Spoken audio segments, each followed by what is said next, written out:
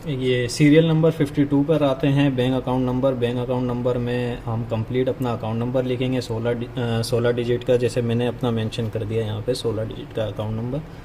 तो bank account detail भी बिल्कुल सही तरीके से फिल कीजिएगा, ताकि ये भी बहुत ज़रूरी है, अगर ये गलत होगा तो सैलरी नहीं जा सकेगी। फिर उसके बाद 53 पे आता है पेमेंट मेथड।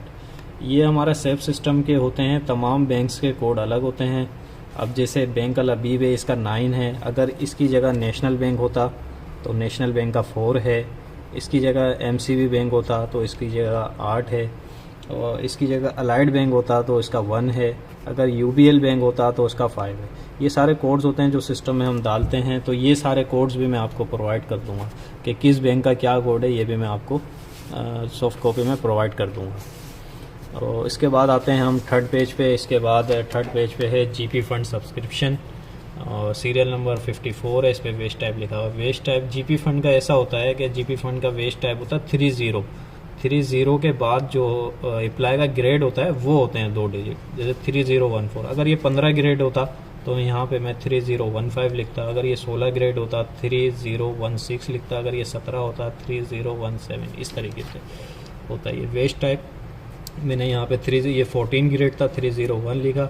अब GP fund government rate fix करती है हर ग्रेड के हिसाब से, तो 14 ग्रेड का 14 ग्रेड का जो भी अमाउंट है वो यहाँ पे मैंने मेंशन करा है। जो भी नया रिवाइज अभी रेट हुआ है 3900 रुपये 3900, वो यहाँ मैंने रेट मेंशन किया है 14 ग्रेड का, तो ये इसको देख लीजिएगा।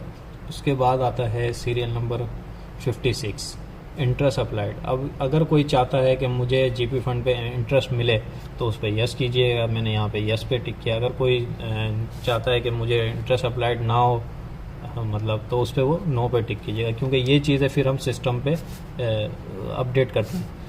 फिर उसके बाद आ जाता है serial number 60 create date specification info type 41।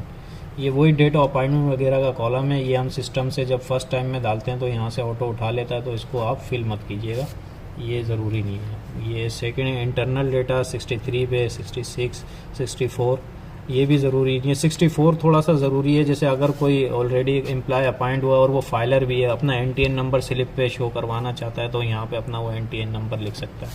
NTN number कुछ भी हो सकता है, जैसे 1 2 3 जो भी लिखे तो यहाँ पर, तो हम उसको सिस्टम में अपडेट कर देते हैं।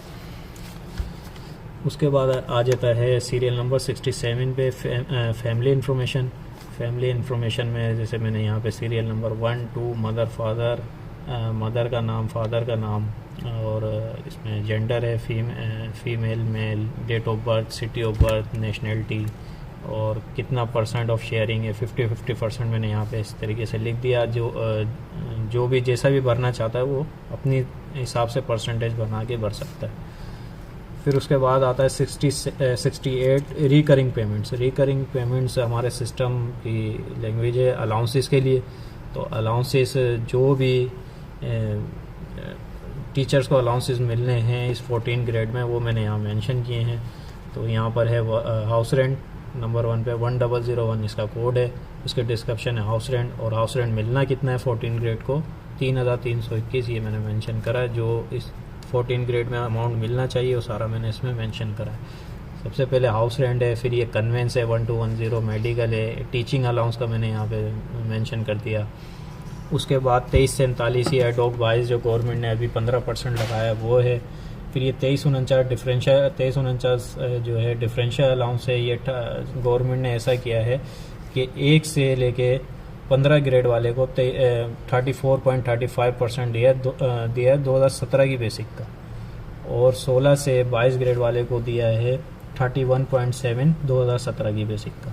तो ये ग्रेड 14 में आता है, तो ये 34.35 2017 की बेसिक का निकाल के बनता है 5214 रुपये 14 ग्रेड वाले को, तो मैंने यहाँ पे मेंशन कर दिया। फिर इसका 69 पर आते हैं, ये डिडक्शन का कॉलम है, इस पर मैंने डिडक्शन का लिख दिया है 3506 3508 3506 जो है बीएफ बेनेवोलेंट फंड का कोड है, और 3508 ग्रुप इंश्योरेंस का कोड है। और इसकी 14 ग्रेड में डिडक्शन अमाउंट है कितना 338 रुपये बीएफ का है, ग्रुप इंश्योरेंस का 464 है, वो भी मैंने यहाँ पे मेंशन कर दिया। ठीक है। उसके बाद आता है पेरोल स्टेटस। पेरोल स्टेटस में जाहिर सी बात है F01 फ्रेश हायरिंग के लिए आया है, सैलरी के लिए आया है, तो हम यहाँ पे स्टार्ट पेमेंट लिखेंगे। बाज़ औक़ात ऐसा होता है सिर्फ हायरिंग तो करवा लेते हैं, मतलब कंप्यूटराइज करवा के एम्प्लॉय का पर्सनल नंबर जनरेट करवाते हैं, लेकिन सिर्फ वो टेम्प्रेरी तौर पे यानी स्टॉप पेमेंट कर देते हैं, यानी पर्सनल नंबर बनाने के बाद उसकी सैलरी ना जाए, उसे स्टॉप कर दिया जाए।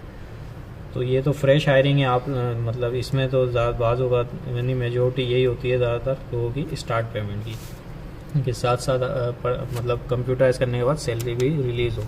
इस वजह से यहाँ पे सैलरी स्टेटस में स्टार्ट पेमेंट पे टिक कीजिएगा। फिर उसके बाद आ जाता है एजुकेशन एंड क्वालिफिकेशंस। अब जैसे मेरी क्वालिफ़िकेशन है M.Com BSc कंप्यूटर साइंस, कब किया, मार्क्स कितने थे, वो सारा मैंने इधर मेंशन कर दिया है। बाकी आप अपने तरीके से जो भी क्वालिफ़िकेशन है वो भर लीजिएगा। प्रोफेशनल क्वालिफ़िकेशन का मैंने DAI IT किया है, किस ईयर में किया है वो मैंने यहाँ मेंशन कर दिया। SEP सर्टिफिकेशन HR पे मैं काम कर रहा हूँ, SEP का मैंने किया है तो मैंने यहाँ इसमें लिखा है, तो ये आप देख लीजिएगा, ये सही से फिलअप कीजिएगा। ये भी हम सिस्टम में अपडेट करते हैं सारी चीज़ें।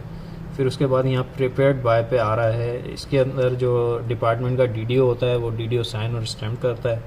फिर उसके बाद हमारे पास आता है हमारे जो ऑडिटर है सेक्शन में, ऑडिटर AAO, वो इसको ऑडिट करते हैं, चेक करते हैं, उसके बाद यहाँ पे साइन स्टैम्प कर देते हैं अपनी। उसके बाद इंटर वेरीफाइड बाय जो सेक्शन का अकाउंट ऑफिसर होता है वो उनके पास जाता है, वो अपनी साइन स्टैम्प करते हैं देखने के बाद। फिर यहाँ पे एम्प्लॉय सिग्नेचर है, जैसे मैंने अपना फॉर्म फिल करके बताया तो मैंने अपना साइन यहाँ पर मार दिया। तो ये कंप्लीट फॉर्म हो गया है F01। इसमें अभी भी कोई आपको कोई मुश्किल पेश आए किसी भी तरीके से तो आप मुझसे रब्ता करके पूछ सकते हैं जैसा भी। Thank you.